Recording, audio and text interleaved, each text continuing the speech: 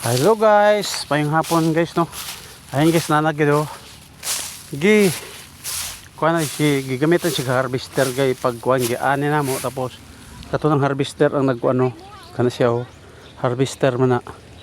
So niya na mong ina ni guys mo ni siya abot kada og baka kurani. No, isa bugat siguro 50. Duha, tolo, upat, lima, unom, pito, ug tunga, walo. Walo siya kasi. Ha? Hatag ni mama. Ihatag ba to? Na di ni madaog di sa 60 kilos. 60 na eh? Ay, di madaog. Na. Anna.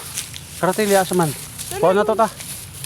Yun guys no, gitagaan ko sa akong ugangan. Kuy, si unig yun ba ni mo? Mo siya man, nitabok man.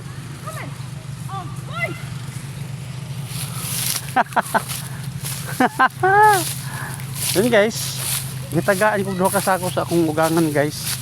Sa inanihan, duha man pod ni isil nag-ani. So kuning duha ka sako nga, duha ka sako itong guys. Ibubugas na ni siya og pila pa to ingon niya. Ingon gani, mahal man kay bugas karon guys, mahal.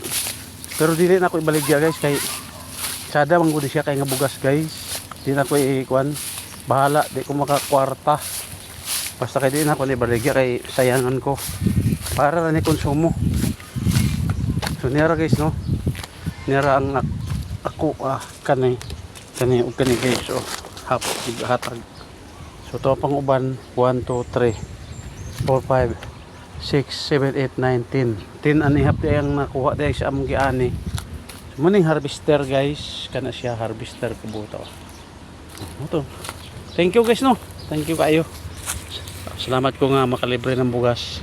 Kung na gina duha ka adlaw ay sa kadlaw og tunga kayod. Ani tapos hakuton. So ugma ibuwad na po ni guys Sabado. So yun guys, thank you and God bless you all. Bye bye.